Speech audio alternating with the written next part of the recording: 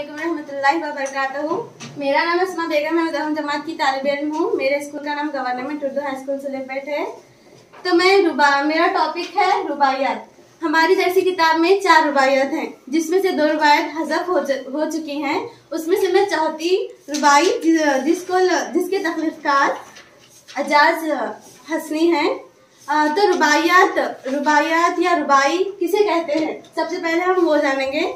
रुबाई रुबा से लिया गया है। रुबाई अरबी जबान के लफ्ज रुबा से लिया गया है। रुबा के माने 4 के हैं। और रुबाई को 2 बैत भी कहा जाता है, यानी 2 शेर वाली नज़म जिसको हम कहते हैं। और रुबाई का पहला मिसरा, तीसरा और चौथा मिसरा हम खाफिया और हम रदीफ का पाबंद होता है, और जबकि तीसरे मिसरे में हम खाफिया और हम रदीफ की पाबंदी नहीं होती। और रुबाई में उमूमन सिनफ में आरिफाना, फलसफाना, समाजी, इस्लाही और इखलाकी और मजहबी मज़ामीन शामिल हैं। तो मैं एक शेर अर्ज करना चाहती हूँ। इस शेर को समझकर आप मुझे बताइए कि ये एजाज हसनी की रुबाई इन्होंने किसके बारे में लिखी है और किसके मुताल्लिक लिखी है। तो मेरा शेर है, माँ बाप का घर बिका तो बेटी का घर बसा। माँ बाप का घर बिका तो बेटी का घर बसा, कितनी नामुराद है ये रस्म। इसको कंटिन्यू करिए। बोलिए। जहेज। जी बिल्कुल, जहेज। तो यहाँ पर एजाज हसनी ने उनकी रुबाइयात में जहेज के मुताबिक कुछ कहा है। उससे पहले हम रुबाई को पढ़ें, तख्लीक़कार देखेंगे। यहाँ पर असली नाम एजाज हसनी का असली नाम हैज मोहम्मद गौस है। इनका क़लमी नाम एजाजी हसनी है। एजाजी ये तखल्लुस इस्तेमाल करते हैं। इनकी पैदाइश 1926 ईस्वी में वतन हासन में हुई। इब्तिदाई तालीम इन्होंने हासन में ही हासिल की। इब्तिदाई तालीम इन्होंने वहाँ हासन में ही हासिल की। उसके बाद इन्होंने वहाँ से वो हिस्से तालीम की गर्ज से इन्होंने मैसूर गए और वहाँ पर उन्होंने शायरी में शौक़ को जिला नसीब हुए। वो खुश मिजाज इंसान थे।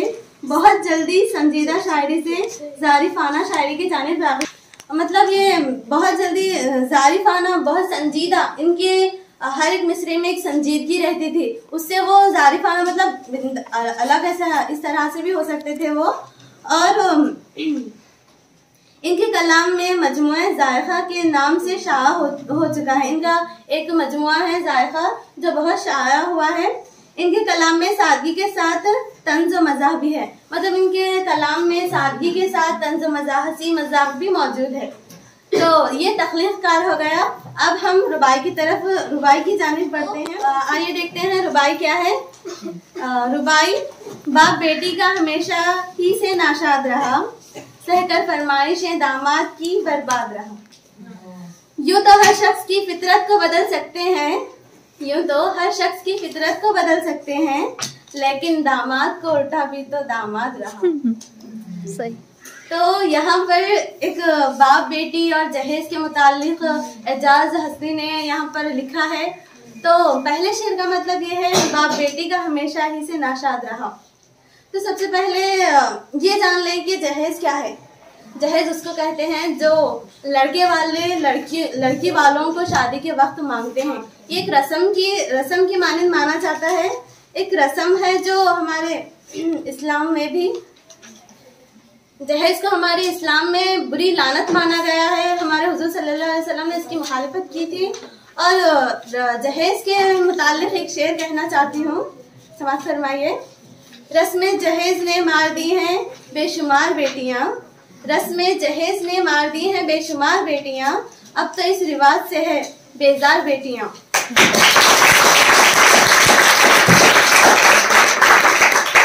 कैसे इन्हें जहेज दें, कैसे उनकी शादी कराएं, कैसे इन्हें जहेज दें, कैसे उनकी शादी कराएं, जिस गरीब बाप की हो 2-4 बेटियां। तो हम शेर की तरफ बढ़ते हैं। बाप बेटी का हमेशा ही से नाशाद रहा। बाप बेटी का, जो बेटी के अब्बू जान होते हैं, अब्बा जो होते हैं, वो अपनी जिंदगी भर की कमाई अपनी बेटी की शादी में लुटा देते हैं और सहकर फरमाइश दामाद की बर्बाद रहा। हम अपने वालिदैन जो हमारे लिए करते हैं वो हमारे लिए बहुत बड़ी चीज होती है और हमारे वालिद हमारे लिए पूरी जिंदगी भर की उनकी पूंजी हमारे लिए हमारी शादी में खर्च कर देते हैं और उसके बाद भी अगर दामाद उनसे और फरमाइशें करे तो वो उनकी फरमाइशें सुन सुनकर बर्बाद हो जाते हैं। उनकी जमीनें, उनके घर, आजकल बहुत ऐसे केसेस हो रहे हैं जहाँ पे जहेज लेना है, जहेज लिया जा रहा है, जिसकी वजह से एक बाप और पूरे फैमिली मेंबर्स आजकल इस जहेज की वजह से बहुत सारे वालिदैन खुदकुशी कर रहे हैं, क्योंकि वो अपनी बेटी को जो दामाद या ससुराल वालों की फरमाइशें होती हैं वो नहीं पूरी कर सकते और हमारे कानून में भी ये जुर्म के मानिंद है। उसके बाद आगे बढ़ते हैं।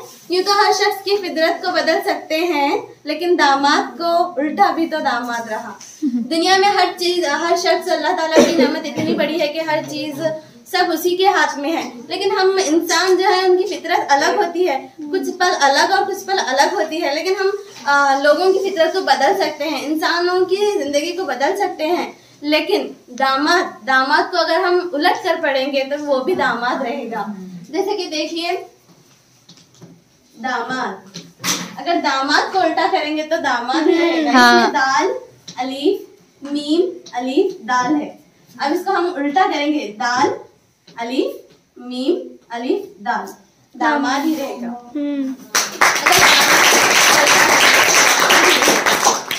और ये रुबाई दामाद को उल्टा करेंगे तो दामाद ही रहेगा। इससे ये मालूम होता है कि दामाद की फितरत बदल ही नहीं सकती और बेटी का बाप हमेशा बर्बाद रहता है अपने बेटी के ससुराल वालों की परेशानियां सुनकर, उनकी ख्वाहिशात सुनकर वो नहीं दे सकता जितनी वो देना चाहता है और वो जितना भी वो करे वो उसके लिए कम होगा। तो यहाँ पर नाम अजाज हसनी हंसी मजाक के अंदाज में ये कह रहे हैं कि दामाद को उल्टा भी तो दामाद ही रहा। हंसी मजाक, इनके शेर में हंसी मजाक, तंज मजाक मौजूद है इसीलिए। और रुबाई हमेशा 1 मार्क्स में इसकी तारीफ, 2 मार्क्स में इसकी तारीफ भी पूछा जा सकता है, रुबाई का खुलासा भी हो सकता है। ये एग्जाम के इम्तिहान के नुक्ते नज़र से बहुत ज़रूरी है। ये हमेशा पूछता ही है कि इसकी खुलासा लिखिए या फिर तारुफ लिखिए, तख्लीक़कार का तारुफ लिखिए। तो आप लोगों को सबको समझ आ गया? जी हाँ जी।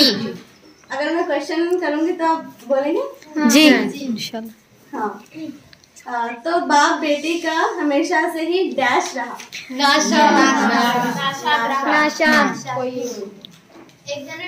तो उम्मीद करती हूँ कि आपको तो लास्ट की एक और शेर से मैं अपना सेमिनार खत्म करती हूँ।